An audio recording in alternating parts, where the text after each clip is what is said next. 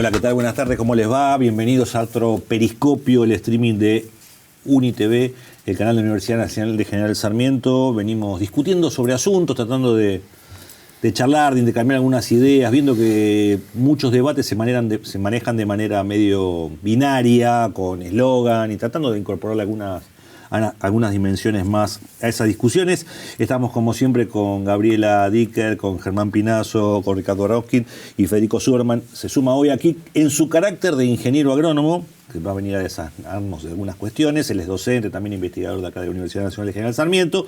Y virtualmente, o sea, en la distancia, pero firme en nuestros corazones, Elizabeth Mole, que ella es licenciada en Ciencias Ambientales y magíster en Políticas Públicas por la UNSAM y Georgetown University. Eso le debe gustar al presidente también, a full, ¿no es cierto? ¿Cómo andan? ¿Todo bien? Muy bien, gracias por invitar. ¿Todos estamos listos para debatir un rato? Sí, cómo no. Lo que vamos a debatir hoy es un tema que a veces se pone kenchi, en algunos ámbitos, por supuesto, que tiene que ver con la discusión de los ambientalismos y el desarrollo económico. Hemos visto algunas discusiones a veces un poco subidas de tono entre aquellos que se autodefinen como desarrollistas y aquellos que dicen hay que cuidar el medio ambiente. Entonces, esto genera una disyuntiva que a veces, digamos, va sobre la sociedad y la sociedad se posiciona en uno de esos dos extremos sin encontrar algún tipo de punto medio o, por un lado, punto medio en la discusión, porque seguramente no creo que ni una cosa ni la otra sea posible, me parece a mí. Ustedes me desasnarán después. Eso crees vos. Sí. Pero bueno, ahora me van a desasnar. Mientras tanto, vamos a arrancar viendo un informe que prepararon acá la producción para ver por dónde viene la bocha. Depende de mucha gente del Famatina, del agua. El mineral se va, lo llevan, pero lo llevan para afuera. Pero el agua que nos queda para nosotros envenenado, que van a tomar los hijos y los nietos del día de mañana, eso van a quedar envenenados. Andalgalá tiene 20.000 habitantes que, si bien reconocen que la desocupación es una de las mayores preocupaciones y esto divide a la sociedad local, no están dispuestos a otorgarle una licencia social a la minería para que se instale en Andalgalá. La minería no solamente da trabajo, sino da trabajo formal. No solamente da trabajo formal, sino que también es la que paga los mejores salarios de todo el sector económico argentino. Si además de eso lleva caminos, lleva electricidad, mejora las comunicaciones, entonces podemos seguir diciendo que la minería no es una fuente de progreso y de civilización. Tiene que ver con esta plataforma a instalarse. Yo creo que ni se ve desde la costa de Mar del Plata, pero eso no significa de que si algo sale mal no tenga un daño, un impacto ambiental de proporciones, porque lo que se busca justamente es poner una estación petrolera en la plataforma marítima argentina. La empresa Sales de Jujuy es la responsable de la extracción de litio. Este emprendimiento podría modificar el ambiente y afectar a los microorganismos de la zona, que son la base de la cadena alimenticia. Con el cultivo de la nueva soja transgénica, la agricultura se convirtió en una de las actividades más contaminantes de la sociedad, con consecuencias letales para un amplio espectro de seres vivos, incluyendo a las personas que habitan alrededor de los campos fumigados. Estamos en el desierto verde de la soja, es lo que más abunda en la Argentina. Millones de hectáreas de soja ocupando las tierras más fértiles. Bueno, estas son las chauchas de la soja. Y por estos malditos porotos, la Argentina se ha empeñado, ha despoblado el territorio, ha destruido sus ecosistemas, ha menguado la biodiversidad y bueno, no hay vida aquí, no hay insectos, no hay fauna, no hay mariposas, no hay pájaros tampoco, los pájaros desaparecieron. En nuestro país, la actividad petrolera ya contaminó los suelos, los mares, el aire, la flora, la fauna y el agua potable. Pero lo bueno sería que todos, y particularmente quienes integran el mundo de la industria del petróleo, entiendan que si aparece una nueva era en la producción petrolera, debe ser con estándares ambientales de otro tipo. Y Vaca Muerta debe ser para la Argentina algo, en términos ambientales, una vez más, muy diferente a lo que fue la explotación petrolera y de gas del siglo pasado.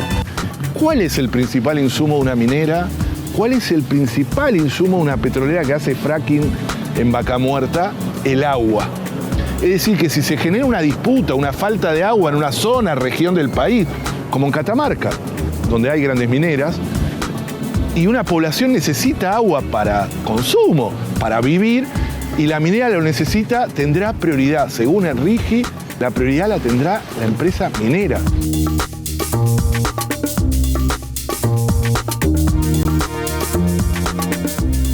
Bueno, acabamos de ver más o menos un panorama de las cuestiones. Obviamente todo lo que aparece ahí es tremendo. O sea, parecía que mucho para discutir no hay, porque parecía que desarrollar cualquier cosa ocasiona irremediablemente un desastre. Pero por eso quería preguntar a Elizabeth, básicamente esta discusión, por el tema que acabamos de ver, pareciera que cualquier intervención humana en términos desarrollistas en el medio ambiente genera irremediablemente un desastre. ¿Es así o no necesariamente es así? Hola, ¿qué tal? Gracias por la invitación. Tengo muchísimas cosas para decir, voy a tratar de ordenar un poquito. Primero decir que el video habla solo de recursos naturales, ¿no? Y el ambiente o los problemas ambientales son mucho más amplios que solo los recursos naturales, pero sí pasa que en Argentina, y como en muchos países del sur global, que nuestras exportaciones se dedican principalmente a esto, a las materias primas, y que esa es nuestra forma de inserción global. Es donde aparecen estos proyectos de grandes inversiones, grandes capitales, gran intervención sobre la naturaleza y con, en general, relativamente pocos empleos respecto a la inversión que se realiza y la cantidad de recursos que se extraen, y donde obviamente hay un impacto sobre el ambiente. Eso desde ya. Y la verdad, tanto economistas como ambientalistas van a estar de acuerdo en que no es la inserción exportadora ideal, y que es interesante tender a exportar cosas más complejas. Lo cual, estamos todos de acuerdo, pero es un desafío complicado y que está bueno como también atenderlo desde ahí. Digo, tanto los desarrollistas como los ambientalistas van a decir, tratemos de producir algo más complejo y venderle cosas más complejas al mundo. Pero volviendo a tu pregunta, toda actividad humana tiene un impacto ambiental. Incluso desde que éramos cazadores-recolectores teníamos un impacto sobre el ambiente. No hay forma de que podamos vivir, y sobre todo no tantas personas como somos hoy en el mundo, sin tener un impacto ambiental. Y en particular el desarrollo correlaciona muchísimo con emisiones de gases de efecto invernadero que producen el cambio climático. Entonces, en ese sentido, obviamente cualquier actividad, y en particular el crecimiento económico, va a tener un impacto sobre el ambiente. Lo cual lleva a un montón de discusiones internacionales, un montón de compromisos de los países del mundo para buscar reducir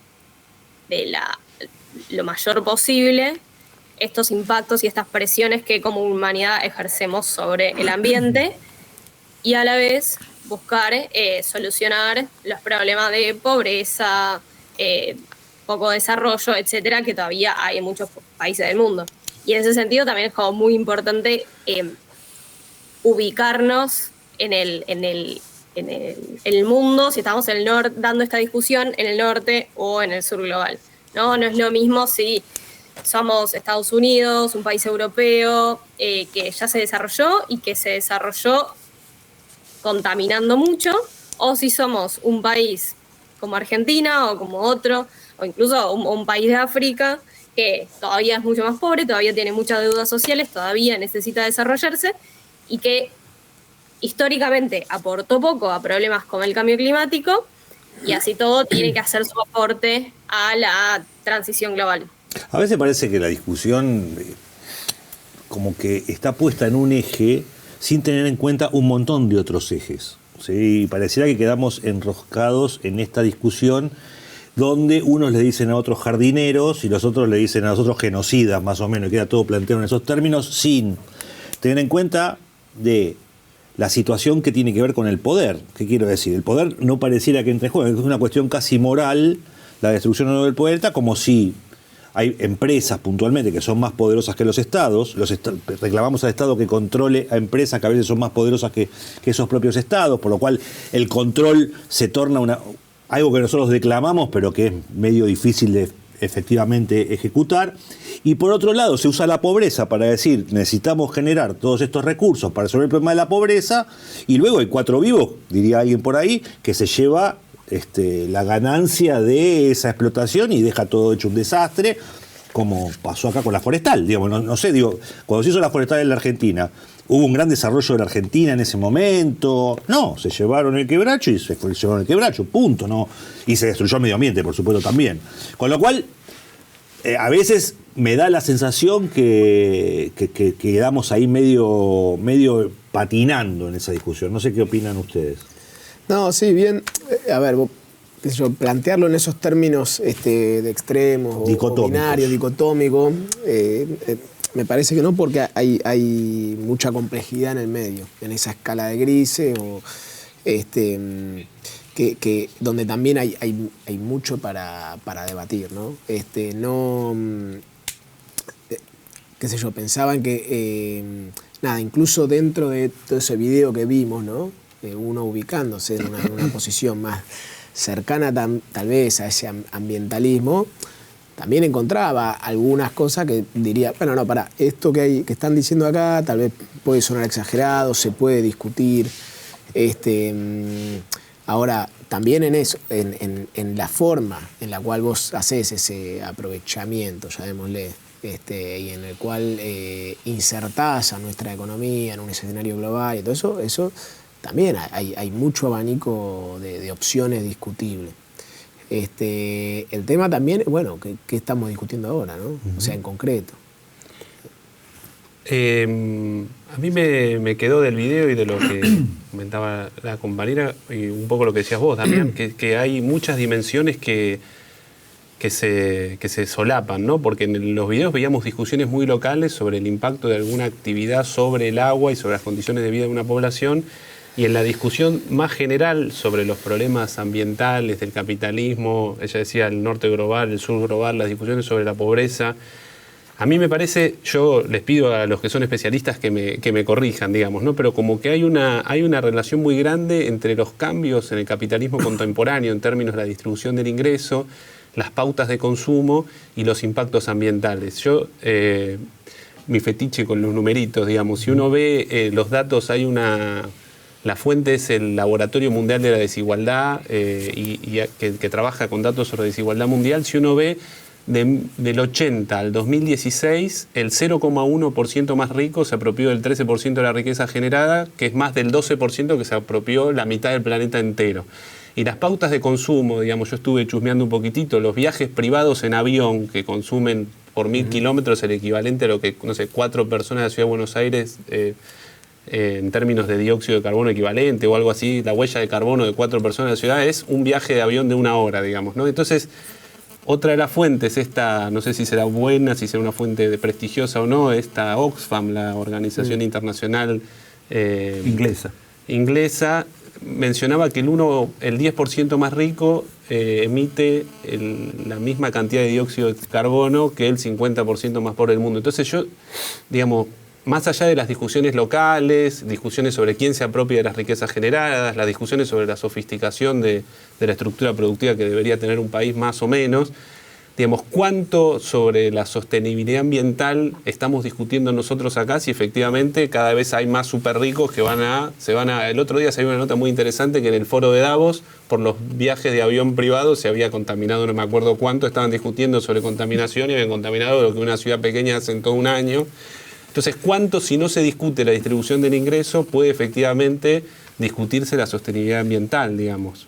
Eso se lo traslado a Elizabeth y le sumo, si esto, aparte de la cuestión de la distribución, que entra en juego también, no entran también en juego ciertos modos de vida, digamos, en tanto y en cuanto, digamos, nosotros te cuento, estamos a 15 cuadras de un basural donde recibimos toda la basura de la ciudad de Buenos Aires. Está acá muy cerquita y en verano podemos disfrutar de las emanaciones que de ahí se No producen. es un basural, igual. No es un basural. Bueno, no es un basural. Es un relleno sanitario. Es un relleno sanitario, vamos a ser Si precisos. nos ponemos técnicos, Pero yo bueno, creo que...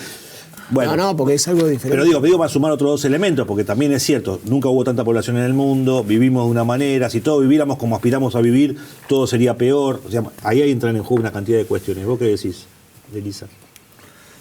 Sí, hay una gran como pregunta filosófica en un punto respecto de qué consideramos una vida vivible y qué estándar de vida pretendemos que tenga la población, sobre todo toda la población que todavía vive en la pobreza, ¿no? Entonces, bueno, es necesario tener un auto, 2, 3, pensamos más en un tipo de vida como un estadounidense, o más un español, o más un brasilero. Digo, y según ese estándar de vida que pensemos, eso significa determinado impacto ambiental, y donde, obviamente, digo, lo que decían de los jets privados, Davos, qué sé yo, digo, eso está fuera de la cuestión de que es un horror y está mal, y es un impacto ambiental per cápita muy por arriba del promedio, y que eso en la medida de lo posible, pero ahí también entra de vuelta en la cuestión del poder que vos trajiste, habría que regularlo de alguna forma. Lo que te pasa en general cuando empezás a regular,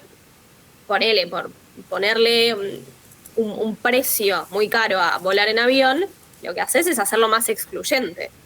Entonces, hay ahí como una tensión también entre, bueno, a cuánto, qué nivel de bienestar habilitamos, en términos como estos filosóficos, y después cómo se hace para que no se exceda ese nivel de bienestar. Pensando que todavía hay muchísimos pobres, estamos con este nivel de crisis ambiental teniendo muchísimas personas, muchos países todavía no desarrollados y con muchísimas personas debajo de niveles de consumo que consideraríamos dignos. Bueno, toda esa gente que salga de la pobreza es absolutamente deseable y constituye un gran desafío ambiental. Y ahí van a entrar muchas cuestiones o soluciones tecnológicas, como la generación de energía renovable, la electromovilidad, etcétera, pero algo que se habla mucho menos y que también hace muchísima falta son cambios más de funcionamiento social, ¿no? Más transporte público, menos consumo de carne, tratar de tener menos viajes en avión, pero de que sean transformaciones como más culturales de cómo funcionan las sociedades, que también van a ser particulares de cada región del mundo, ¿no? Y quería decir algo respecto de los recursos naturales también, que como tratando de combinar todos estos desafíos, también hay algo del gradiente de extractivismo, ¿no? Una cosa es que venga, como que el caso de la forestal, venga una empresa extranjera, se lleve todo, deje un desastre ambiental y no quede nada en el país, y otra cosa es la búsqueda de generar la mayor cantidad de empleo y encadenamientos productivos, aprendizajes, capacidades industriales en torno a las actividades, y que eso pueda dejar conocimiento, capacidades, buenos empleos en las localidades, y que al país le permita generar capacidades industriales y mejorar su estructura productiva e incluso su inserción exportadora, que es algo que obviamente esquemas como el RIGI, que tienen una línea como claramente entreguista en combinación con la reducción de las capacidades estatales, que son los que tienen que controlar, los que tienen que pensar las políticas productivas, etcétera. Bueno, te da ahí como un escenario muy que van las empresas extranjeras y se lleven todo.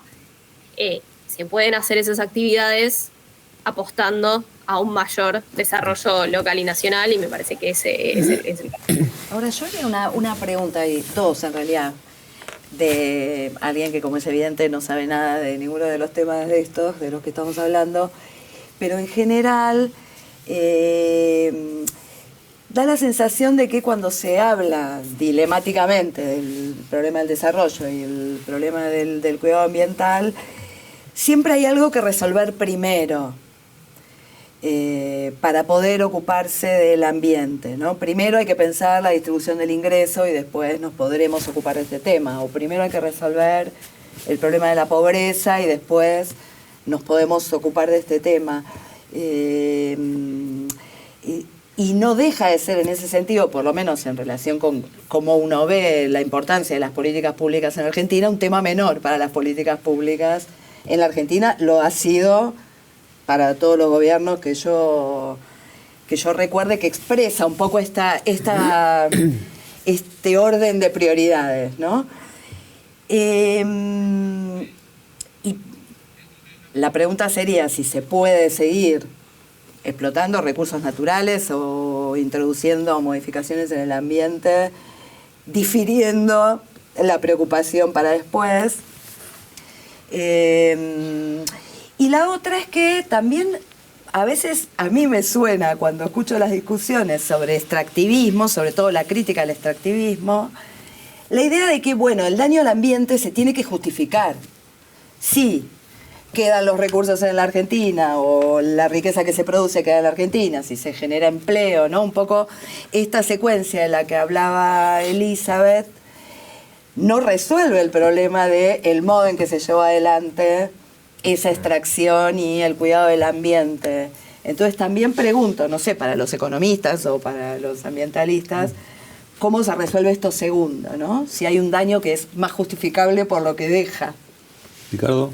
Sí, no, yo siempre me acuerdo del ejemplo de la represa de Asuán en Egipto, que fue fundamental para que Egipto sea menos desastroso de lo que hubiera sido sin la represa. Fue muy importante para el desarrollo de Egipto. Ahora, se sabía que cuando se construía la represa y se hacía el gran lago Amargo, quedaban abajo hasta cosas arqueológicas de enorme valor y tuvieron que desplazar aldeas, etcétera, etcétera. Entonces yo tomaría este concepto que desarrolló la compañera, impacto ambiental. Bueno, eso hay que trabajarlo muchísimo para ver exactamente qué quiere decir, qué implicancias tiene, hasta dónde es. Hace poco tiempo discutimos en la Argentina el tema de las granjas de cerdos de China. Y entonces aparecieron las cosas que eran tremendamente contaminantes. Alguien entonces contestó, bueno, pero esos fluidos se pueden trabajar de forma tal de que no tengan impacto. Otros dijeron, pero a los pobres cerdos es una cosa infernal lo que les hacen. También entonces había que discutir la situación esa. Ahora, yo me quedé con la sensación, después de todo ese episodio, donde finalmente la Argentina decide no hacer nada, que me parece que para el caso argentino el no hacer nada ya empezó a ser un problema. Un problema de, una cosa es agarrar y comprarle, como hace el RIGI, llave en mano, los proyectos que tengan las multinacionales, y otra es no poder pensar nada en términos de transformación de nuestro medio ambiente. Vaca Muerta se dice, bueno, fracking, un desastre, produce efectos tremendos, contamina. Ahora, no es el mismo fracking que es el que se hizo en Estados Unidos, en el medio oeste norteamericano, donde a la gente le sale por la canilla unas cosas porque estaba a muy poca distancia la napa de gas, y entonces es un desastre. Bueno, acá es Vaca Muerta, es un lugar relativamente alejado de centros urbanos, a 4.000 metros de profundidad. O sea, me parece que ahí es importante introducir una serie de elementos para tener como criterios de evaluación de cuál es el impacto, cuán duradero es, una serie de cosas como para empezar a apuntar a un criterio más complejo de esto, ¿no? No, que retomando un poco la pregunta de Gabriela, ella decía, si no hay que, yo había dicho lo de hasta dónde se puede resolver la cuestión ambiental si discutir la distribución del ingreso, no por una cuestión de una que esté primero, sino porque me parece que, más allá de las discusiones locales, de los impactos locales, que obviamente no son menores, por favor corríjanme los que saben, efectivamente son especialistas en cuestiones ambientales, pero cuando uno ve los datos globales de emisión de gases equivalentes, dióxido de carbono, etcétera, yo lo que quería decir es que Argentina puede tener una política de minimizar, de no hacer actividades, una política activa ya sin discutir una cuestión impositiva. Muchos países del sur lo pueden hacer, muchos países... Ahora, si el grueso de las emisiones de gases se explican por un número muy reducido de súper ricos en países desarrollados, si no hay una coordinación, nosotros vamos a... Digamos, Argentina va a tener toda esa política... Taylor Swift va a hacer 250.000 kilómetros en avión privado, que es efectivamente, y eso es toneladas y toneladas y toneladas y toneladas y toneladas de emisión de dióxido de carbono, es casi, no sé cuánto, quise hacer la cuenta y no me salió, pero qué sé yo, la mitad de la ciudad de Buenos Aires en un mes, no haciendo ningún tipo de contaminación. Entonces, por eso digo, hay un problema de coordinación y que creo que en los patrones de consumo de no los vuelos comerciales, vuelos privados, que alguien se tome un vuelo para hacer 200 kilómetros y use una sola persona un avión usando 22.000 litros de nafta para despegar, digamos, es propio de un capitalismo donde se han exacerbado totalmente la desigualdad. Igual ahí aparecen, le voy a dar el paso también a Elisa que me estaba pidiendo la palabra, ahí aparece el caso puntual, casi periodístico del tipo que anda en avión y también ahí hay que ver cuánto impacta, o sea, no, qué sé yo cuántos tipos viajan, no sé. Creció muchísimo. Digo, y lo mismo que las emanaciones de los países, uno supondría que todos los países del norte es mucho más, capaz que son pocos países, yo escuché por ahí que no son muchos los países que tienen mucha emisión de gas de efecto invernadero, China, Rusia, Estados Unidos, sí. y que Alemania no está tan lejos de nosotros, o sea, no sé, capaz que puede ser o no sé. Pero bueno, Elizabeth, vos querías hacer una acotación ahí. Sí, no, quería aportar que el principal determinante de las emisiones tiene que ver con la población y la tecnología. Entonces, si bien obviamente esos casos, tipo el de Taylor Swift, por caerle a ella, pero cualquier deportista de élite y qué sé yo... no digas Messi porque se pudre todo. Claro. Tiene 4 aviones. ¿Podemos cortar esta parte? Cualquier millonario que viaje en avión privado, digo, es muy repulsivo y realmente... Es similar a la lógica de la pandemia, ¿no? Como, bueno, estamos todos en nuestras casas cuidándonos, y nos dicen, bueno, no uses una pajita porque eso va al relleno sanitario y contamina más, y después hay otra gente gastándose toneladas de carbono en un avión. Eso obviamente es repulsivo. Ahora, la mayor cantidad de las emisiones en este momento provienen de China. Digo, el mayor emisor de emisiones es China, con más o menos el 30%, seguido por Estados Unidos, que hay ahí, bueno, es mucha gente y economías desarrolladas. Por eso decía esto de, bueno, el desarrollo económico correlaciona muchísimo con el impacto ambiental, y ahí respondiendo también un poco a la pregunta de la compañera, suele haber una curva de Kuznets, claro. Ahí los economistas me acompañarán, es como, bueno, en la medida que un país se desarrolla, aumenta el impacto ambiental y después se espera que en la medida en la que avance ese proceso de desarrollo pueda invertir en mejores tecnologías para reducir ese impacto. Lo que pasa, por ejemplo, con China respecto de la contaminación del aire, ¿no? Ahora que está desarrollando, que la población también tiene esa demanda, aparecen las inversiones, aparecen los recursos y aparece la capacidad estatal para reducir esos impactos. No obstante lo cual, en Argentina y en cualquier país del mundo, los principales afectados por los problemas ambientales son las poblaciones más vulnerables. Digo, vemos los que viven al borde del riachuelo, son las personas más pobres. Entonces, también ahí, como dar respuesta a los problemas ambientales, a los impactos del cambio climático, es una suerte de política de justicia social también. Entonces es todo como bastante más intrincado y complejo, que me parece que cuando se aborda tan blanco-negro, tan ambiente o desarrollo, quedan todos los matices por afuera y es una pena porque es un desafío gigantesco que no le estamos dando suficiente bola y con este gobierno obviamente aún menos. Sí, no, la verdad que bueno, en todas las intervenciones hay muchos temas ahí para profundizar y para ampliar. En esto último que mencionaba Elizabeth, para mí hay una de las bases, sobre todo una de las bases teóricas del pensamiento desarrollista, esto que dijo de la curva de Kuhn, esa idea de que nosotros entramos en una fase de crecimiento en la cual, porque lo de Kuhn, lo mismo diría yo, los economistas me pueden corregir, pero originalmente lo planteó para la distribución del ingreso. Primero hay que crecer, y después va a llegar un momento en el cual va a haber mayor distribución del ingreso y mejor bienestar social. El segundo semestre. Bueno, ahora lo mismo, ahora entonces se aplica para lo ambiental. Entonces nosotros generamos crecimiento y a partir de ahí desarrollamos tecnología más limpia, tenemos más recursos, generamos más investigaciones, más ciencia y generamos fases de producción menos contaminantes. Eso es un poco, ¿no? Más o menos la cuestión. Y eso, empíricamente, como vos que te inquietaba todos los datos empíricos, no está. Es lo que fundamenta muchas de las ideas, incluso de la idea del desacople, del decoupling, ¿no? Esta idea de que podemos crecer, pero cada vez más con menos uso de recursos naturales, o la desmaterialización de la economía. Y eso se puede, o sea, uno lo puede encontrar, pero en casos particulares, o sea, dentro de determinados países que casualmente son los que exportan las fases más contaminantes de su producción a los países de menos desarrollo, ¿no? Que son, a su vez, los que tienen legislaciones más laxas.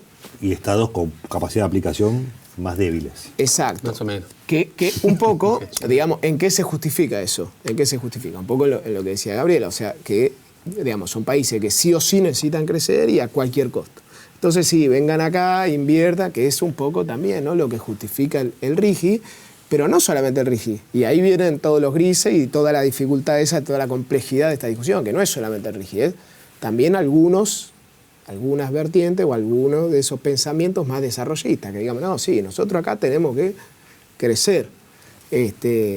Y siempre también con la inversión extranjera, que eso también me gustaría saber cuándo un país salió adelante, ¿no?, con la inversión extranjera. Pero bueno, un poco eso ahí me parece interesante porque ahí está la cuestión. Después, de nuevo, un poco lo que decía Germán y también el resto de la mesa, que algunos ejemplos concretos, ¿no? Que obviamente no todos los países tienen la misma responsabilidad en el uso y en las consecuencias de la contaminación de recursos globales o bienes comunes. Ahora hablamos más de bienes comunes. No es lo mismo hablar de la responsabilidad que tienen países del primer mundo, Estados Unidos, China, aunque sea el mayor, o sea, o per cápita no sería el mayor emisor, pero no importa, que Argentina. Ahora, hay un lugar ahí también muy difícil y muy incómodo. Todos estaríamos de acuerdo en que Argentina tiene que crecer y generar más infraestructura y más industrialización y más consumo de bienes y servicios. Cuando nosotros, esta estadística tan difundida y tan conocida, ¿no?, de que si todos los habitantes de la Tierra consumieran lo que un estadounidense medio, necesitaríamos 7 planetas. Claro. Pero si todos los habitantes de la Tierra consumieran lo que un argentino medio, tampoco daría abasto el planeta. Son, por supuesto, indicadores que podemos discutir. Eso viene más de la huella ecológica y sobre todo de la componente del carbono de la huella ecológica. Pero, ¿qué hacemos con eso entonces? ¿Le damos...? No sé. Bueno, para mí, entonces, lo que hay que rediscutir o poner permanentemente en discusiones el desarrollo. O sea, ¿cuál es ese modelo de desarrollo que nosotros necesitamos? Bien, con energías más renovables, como decía recién, pero yo creo que también es con menos consumo de todo. Por supuesto, sectorizado, ¿no? No le vas a pedir a alguien que no puede ni siquiera alimentarse, que tenga más consumo, pero sí le podés pedir u obligar a alguien que está consumiendo lo que necesitamos todos los habitantes del planeta en un día, ¿no? Claro. Me parece que acá van saliendo dos temas que son como muy interesantes. Uno que lo había dicho Elizabeth y ahora lo dice Federico, que es como un tema cultural, digamos, discutir el paradigma de felicidad que tenemos y en qué medida está muy pegado al consumo, muy pegado. Entonces, si felicidad es consumo, y bueno, hay que consumir, hay que tratar de consumir mucho, ahí hay un problema muy de fondo, muy profundo. La otra cuestión es mucho más de política internacional, que es esta cosa de que finalmente no hay quien controle esto, no hay un árbitro internacional, no hay un juez, no hay un poder de policía. Entonces China te contamina, Estados Unidos te contamina y anda a sancionar eso. ¿Quién le dice al gobierno chino o al norteamericano, muchachos, paren con esta cuestión? Me hacía acordar lo de Federico, muy interesante, cuando él dice, no, también si trasladamos al mundo el estilo de vida argentino, tampoco aguanta. Exactamente. Y es interesante porque en el estilo de vida argentina nosotros estamos luchando para que la gente más humilde pueda acceder a comer carne, Claro. porque nos parece importante, y al mismo tiempo la producción de vacas es uno de los elementos de producción de efecto Estás invernadero. muy de izquierda, Ricardo. No, muy de izquierda. Que uno dice China, digo, y aprovechamos para despedir a Elizabeth, que tiene otro compromiso, pero decíamos, China es el que más ha crecido y el que más contamina, precisamente porque es el país que más gente ha sacado de la pobreza, unos 30 millones anualmente, con lo cual se te genera ese contrasentido, porque uno efectivamente pelea para que la gente salga de la pobreza, y cuando sacás a la gente de la pobreza tenés este resultado también. Eso te entra en una situación de cómo lo resolvés si no modificás, un poco como decía Federico, algunos patrones de consumo para que sea la vida viable en este planeta, ¿no es cierto? Elizabeth, no sé si quieres hacer una aclaración más o incorporar alguna otra idea en el cierre, y ya después te liberamos. No, eso. Muchas gracias por la conversación, por la invitación. Me parece que va quedando claro como todos los desafíos que implica esto y la necesidad de conversarlo más, y que la verdad es que hay muchos dilemas que no tenemos claro. A nivel mundial, esta cuestión del consumo, de la gobernanza climática internacional, de cómo pensamos a China, digo, ni hablamos de las cadenas globales de la tecnología verde, donde también hay como el posicionamiento de determinados países, mismo las regulaciones comerciales, y un montón de cosas que se empiezan a mezclar muchísimo ya con nuestro modelo de desarrollo, y a las que les tenemos que prestar mucho más atención porque nos van a llevar puestos, y la verdad como Argentina, y menos en esta situación, no estamos preparados para lidiar con eso. Entonces, nada, celebro que se den este tipo de discusiones, y nada, a disposición. Muchísimas gracias, Elizabeth. Gracias. Seguiremos charlando por aquí sobre estas cuestiones. A mí un poco cuando parecía, dos cosas, cuando vos intervenías hace un rato me acordaba de la canción ¿Qué culpa tiene el tomate?, que cantaban los viejos anarquistas, los republicanos españoles, y recién cuando entramos en esta disyuntiva es qué pasa cuando el algoritmo en las redes sociales de algún modo premian la violencia, que uno dice los algoritmos premian la violencia, pero en realidad la gente se siente más atraída por cuestiones de violencia también. Hay algo del algoritmo que tiene que ver con algo de efectivamente de lo humano también, y que entras en esa especie de contradicción. Porque dice, si alguien dice, fui a una fiesta y la pasé bárbaro, ¿cuánta gente lo retuitea? Poca. Si dice, fui a la fiesta y se cagaban todas a trompadas, todo el mundo lo retuitea. Ahora, eso pasaba ahora en Twitter, pero antes pasaba en la feria, antes pasaba en la carnicería. No es que se inventó nada nuevo, pasa que por ahí está un poco más profundizado. Pero bueno, volvamos al asunto de lo ecológico, de la ecología, del desarrollismo, etcétera, etcétera. ¿Cuáles son las claves para ustedes, por lo menos, que se llevan de esta primera parte de la discusión? Yo tengo una inquietud cada vez más, y cuanto más los escucho, más me inquieta.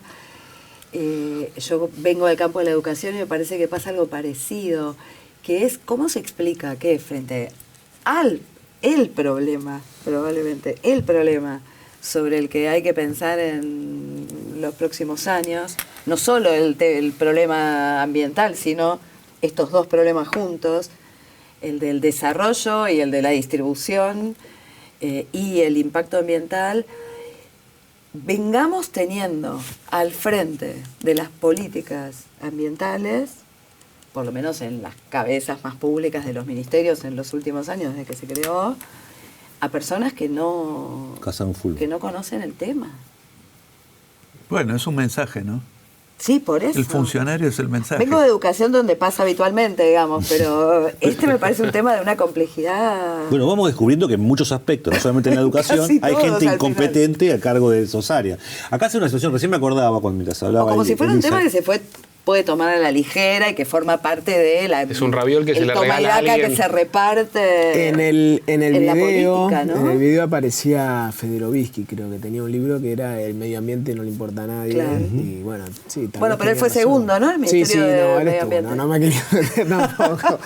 Pero me pareció un buen título, provocador también. Sí. Claro, ¿no? bueno, pero es esa idea, eso me inquieta. Mientras hablaba también recién Elizabeth, me acordaba que, sacando cuentas, hoy por hoy, hoy a mí me sale mucho más barato cargar de nafta el auto y venir que pagar el transporte público si sumo todas las tarifas de todos los transportes que yo tengo que tomar, lo cual para mucha gente hoy por hoy, y obviamente para apoyar la tesis de los aviones que planteaba Germán hace un rato, mucha gente que se tiene que tomar 2 tramos cortos de colectivo, por ahí le conviene ir en auto, ni hablar en moto, o sea, individual, por supuesto. Digo, esta medida de sinceramiento de algunos precios trae consecuencias también en la cultura y en la destrucción del medio ambiente.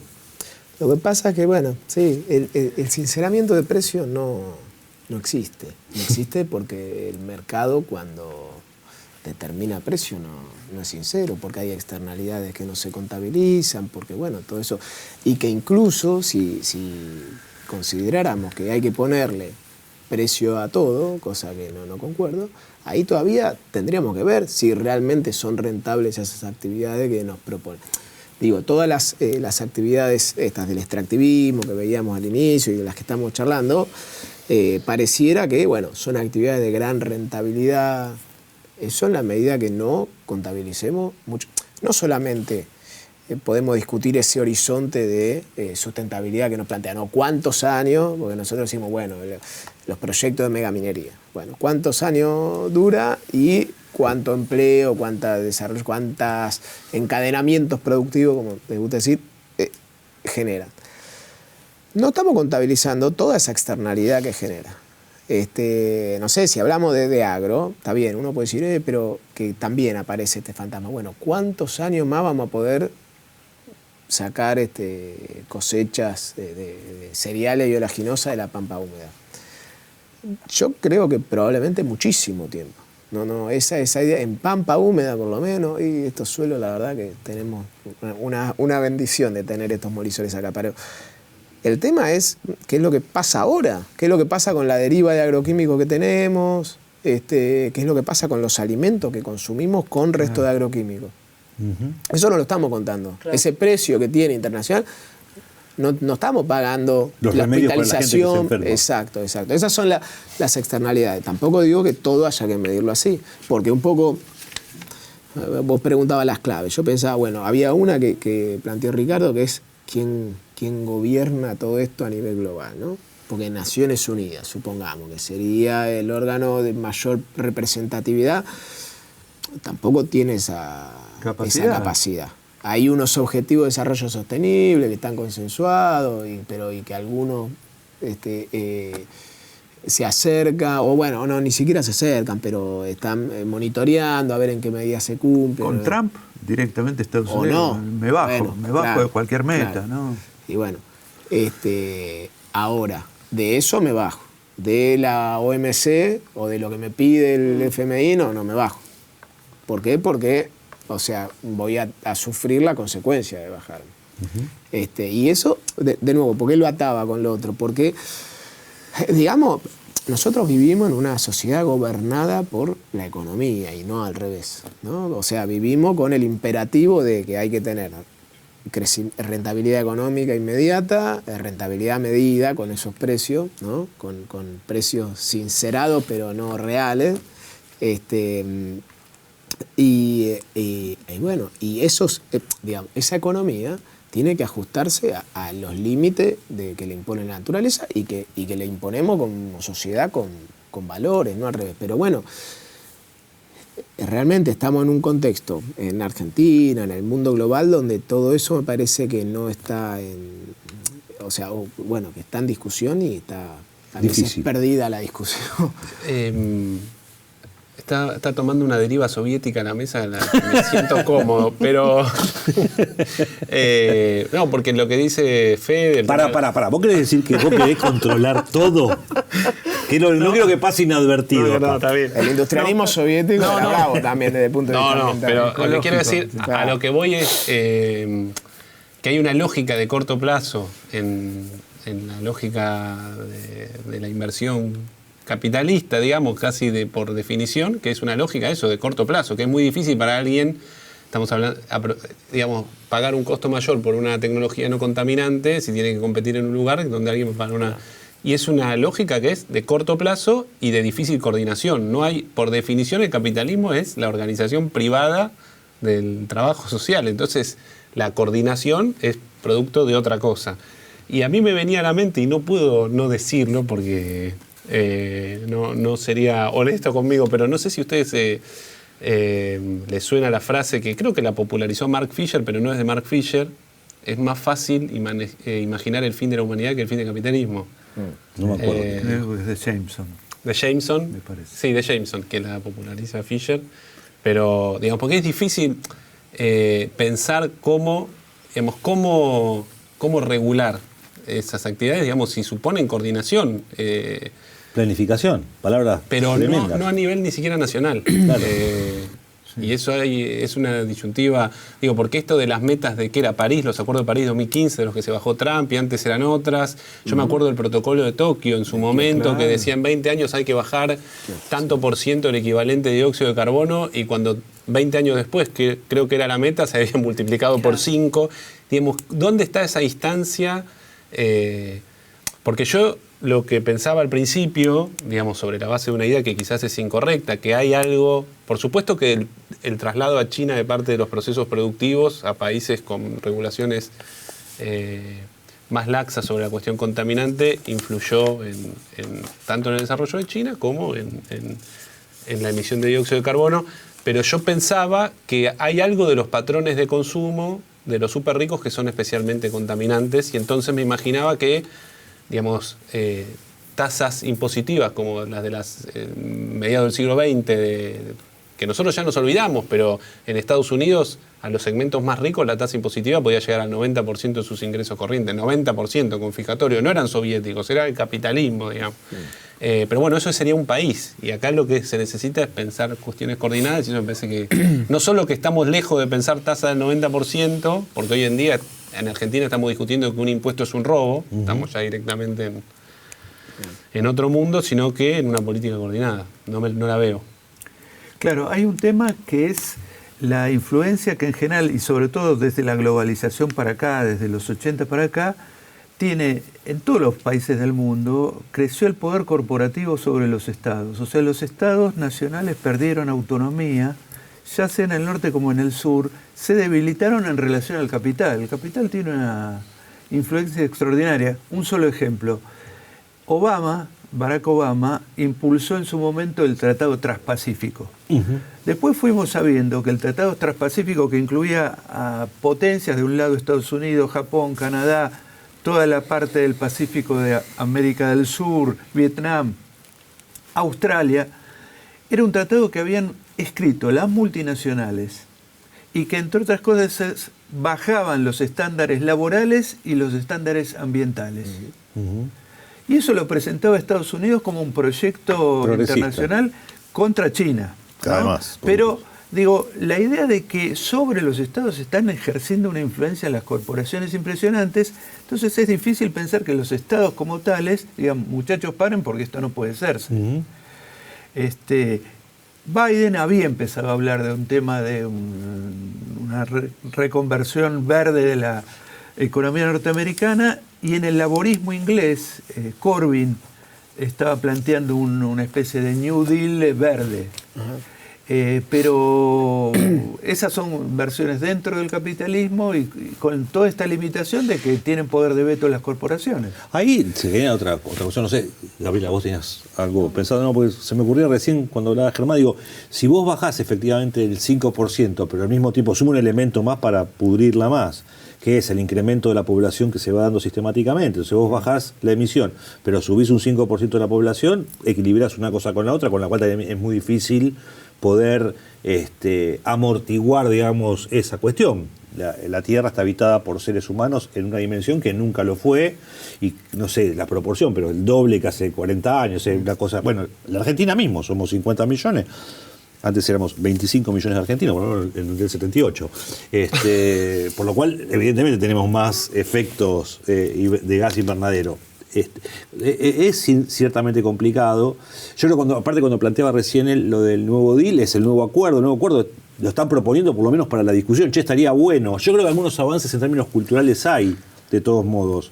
Menos consumo de carne, hay más conciencia, hay un poco más de conciencia, un poco más. No, obviamente no se resuelve el problema, pero hay un poco más. A mí eso me hizo pensar en clave histórica cuando tuvimos los 30 años dorados, la creación de los estados de bienestar, que un poco lo que hacían, digo yo, no pensando ahora, corríjame si digo mal, pero es, digamos, proteger el trabajo por sobre el capital en algún momento, en términos globales. Limitar esas equilibrar un poco más la cancha. Un poco más la cancha. Y bueno, tenemos que, o sea, en algún momento va a tener que pasar eso con la agenda verde, o sea, pero no con una agenda vinculante verde. No, con ciertas posibilidades. Si te copás. Claro, con responsabilidad social empresaria. Ahora, frente a este panorama que están describiendo, ¿no? Y el lugar que ocupan las grandes economías en el mundo y dentro de estas las corporaciones incluso, ¿qué opinan de todos los movimientos? Acá en la Argentina hace pocos años se aprobó una ley que vuelve obligatoria la capacitación en cuestiones, claro, la ley Yolanda, en cuestiones ambientales. ¿Qué opinan de esa salida soft, ¿no? que pareciera que tienen algún efecto? ¿Sobre qué? Si el problema es de esa escala. Está bien, yo entiendo. Para mí igual es un avance muy importante, la verdad. Claro, sí. Pero porque sí, te da una base como para empezar a presionar sobre algo. Otro ejemplo. Porque además son muy costosas. Porque otro ejemplo es el de la ley de etiquetado frontal de alimentos. Sí. Que claro, vos decís, con esto no vamos a cambiar el mundo. Pero imagínate el cambio, o sea, el lobby que hicieron las empresas, la de los alimentos, para que no haga. Y ahora, el otro día leí una nota que lo están queriendo otra vez tirar para atrás. O la ley de góndolas. Es eso, no te dan, o sea, si de 99 van a volver a querer 100 otra vez. Entonces es muy difícil pensar en esa verdadera agenda verde que ponga límites al avance y bueno, no sé, ahí la verdad que no sé si soy muy optimista, pero bueno, creo, qué sé yo, que también es parte de una disputa política que hay que dar. O sea, yo digo, no sé, si el movimiento obrero en algún momento consiguió la jornada de 8 horas y todas las conquistas sociales que hubo, y bueno, o sea los movimientos ambientalistas. Bueno, algunos dirían también que muchos logros del estado de bienestar en Europa, en algunos lugares, también estaba dado por la presencia de la Unión Soviética del otro lado, que hacía que de algún modo tuvieras que decir, a vos también te doy algo. Ahora la pregunta sería, ¿qué tenés del otro lado como para que efectivamente una pueda seguir instalando la discusión esta bien? Porque está bien lo que plantea Gabriela, y está bien lo que planteas vos, es cierto, porque no es ni el mundo está salvado, ni el mundo está destruido. Estamos en esa situación. Si seguimos así, vamos al desastre. Hay pequeñas acciones que se van haciendo en ese sentido que son desde un lugar dificultoso. Y cuando Arokin se refiere al sistema capitalista, no está hablando de mi tía que tiene un departamento en Villa Gesell. Esto que quede claro, no se está refiriendo a ella. ¿Sí? Tía, tranquila, no te van a sacar el departamento de Villa Gesell. Bueno, es una discusión que sigue. Es muy difícil eso. De hecho, lo que vos planteás es eso, es cómo convences de que esto es algo mejor que el otro. Yo cuando Germán hizo el chiste de lo que se estaba sovietizando, pensaba en Latinoamérica, ¿no? Y hay un ejemplo que es particular, pues si vos correlacionás huella ecológica con índice de desarrollo humano, la mejor situación que vos tenés, ¿cuál va a ser? La de Cuba. ¿Por qué? Porque, claro, en Cuba, imagínate, o sea, hasta no se tira ni un tornillo a la basura. Se confirmó, Germán, el tono de la mesa. Pero pará, ¿por qué no se tiene un tornillo? Porque no hay tornillo. Materiales, claro. Es una economía que no consume material y por eso tiene buenos estándares de huella ecológica. ¿Pero tiene buenos estándares de desarrollo humano o no? Claro, pero por eso digo, es la mejor situación. Tiene mejor desarrollo humano y... O sea, cuando se pone de ejemplo, se pone mucho a los países... ¿Esto es adoctrinamiento o no? Se pone de ejemplo igual muchas veces. Es una decisión que en Cuba no la tuvieron, no es que dijeron, che, vamos a hacer esto. Fue justamente por la caída de la Unión Soviética, porque hasta ese momento era recontra industrialista y contaminante. Pero, qué sé yo, se pone siempre de ejemplo, ¿no? A los países nórdicos, ¿no? A las sociales democracias. Y bueno, son países con muy alta huella ecológica. Y son poca gente. Podemos Sí. discutir, obviamente, el indicador y cómo se construye, pero bueno, es una aproximación a Ahora, esto. fíjate ahí, perdón, que- son países con alta huella ecológica y muy educados en Sí. términos del cuidado del ambiente. Exacto, exacto. Pero bueno, entonces yo lo que digo es, no es que se ponga a Cuba de ejemplo, yo lo que digo es, ¿cómo hacemos para poner un ejemplo, ¿sí?, a seguir? Porque vos decías, bueno, de este lado tenés esto y del otro lado, ¿qué tenés? Es muy difícil proponer un ejemplo a seguir cuando va a implicar menor consumo, ¿sí?, de bienes, de servicios, o sea, ¿qué es eso? Que en muchos El casos tema del no transporte basta. público, importantísimo. El tema de cómo se construye vivienda para que sea ecológicamente eficiente. El tema de los microplásticos que están inundando el océano. Hay un montón de cosas que se pueden hacer. Prohibir los plásticos de un solo uso, que no son cosas y que contribuyen mucho a... yo creo que con una difusión mucho más amplia de la conciencia, y yo creo que en las generaciones más jóvenes está más presente esto, salvo que se las convenza de que todo es un desastre y entonces me encierro sobre mí mismo, pero si no se encierran van a salir con el tema ecológico, porque es fundamental. Sí, por eso creo que avanzar en legislaciones que pueden ser las blandas o pueden ser las duras, o imponer límite a ciertas cuestiones, lo de los plásticos, decir, clave.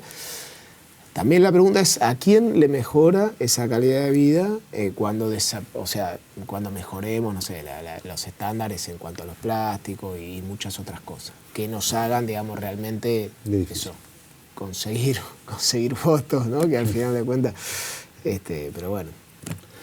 Bueno, como ven, es una discusión que se abre. Hay derechos que uno como también va perdiendo en este sentido. Le contamos a los más jóvenes, cuando éramos chicos no necesitábamos protector solar para tomar sol, ahora sí necesitamos protector solar. Hace muchos años, ya casi de la generación de mis padres, Buenos Aires fue una ciudad balnearia, o sea, no necesitabas irte de vacaciones a ningún lado, sino que te podías bañar en el río que tiene la ciudad de Buenos Aires. Y ese es un derecho que perdieron todos los que vivimos en el AMBA, de poder ir a la playa acá en Buenos Aires, como hacen nuestros hermanos montevideanos. Ese es otro derecho que hemos perdido, pero lo hemos perdido tan profundamente que ni siquiera sabíamos que alguna vez lo tuvimos, así que no hay ningún problema. El corazón que no ve, ojos que no ven, corazón que no sufre. Ha sido una discusión hoy, muy buen ambiente se generó en esta discusión, vamos a decirlo de esta manera. Muy cuidado. Muy lindo. Así que bueno, esperemos haber aportado algo a la confusión general. No tenemos respuestas, ya lo dijimos varias veces, tenemos una cantidad de preguntas. Las respuestas fáciles, desconfíenle, porque en general la chingan en alguna cosa. Las cosas son complicadas y bueno, la idea de nosotros es complicarte la vida. Así que nos vemos la próxima. Esto fue Periscopio. Quédate ahí.